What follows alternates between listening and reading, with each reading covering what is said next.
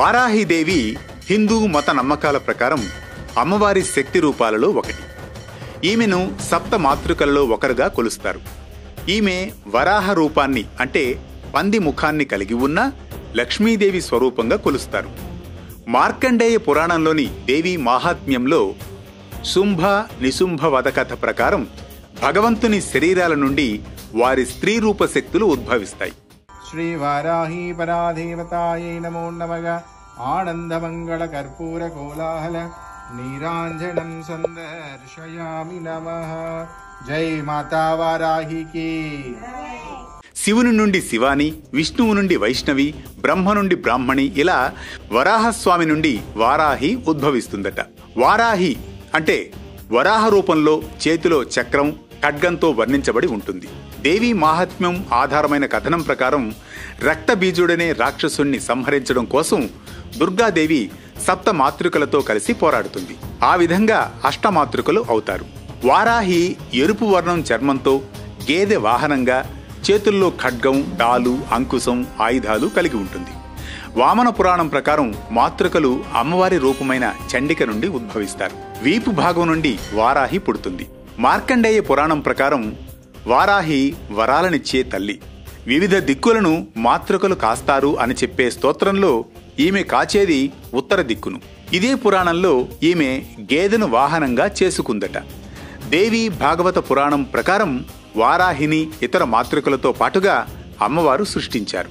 అమ్మవారు దేవతలను రక్షించేందుకు ఈ మాతృకలున్నారని, రక్తబీజుడి కథలో ఈమె వరాహ రూపంలో శవంపై కూర్చొని ఉండి తన దంతాలతో రాక్షస సంహారం కావిస్తుంది.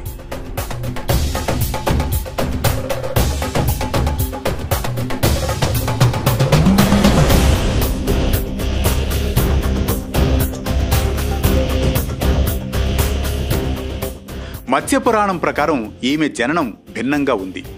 ఈ పురాణం ప్రకారం ఈమె అంధకాసురుడనే రాక్షసుని సంహరించేందుకు సహాయం కోసం శివుడి ద్వారా సృష్టించబడింది.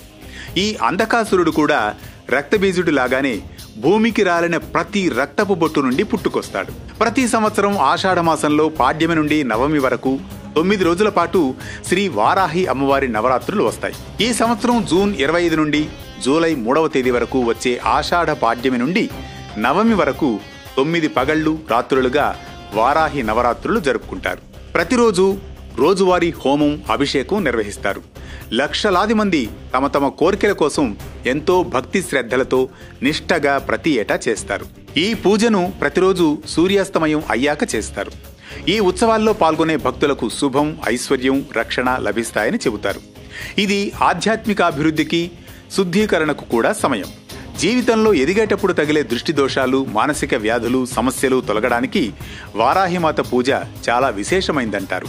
సమాజంలో కీర్తి కలిగేందుకు, అనుకున్న పనులందు విజయాన్ని పొందేందుకు వారాహిదేవిని పూజించడం మంచిదని పండితులు చెబుతారు. మరో విశిష్ట కథనంతో మళ్ళీ కలుద్దాం. వేటి న్యూస్ పరమార్థంలో.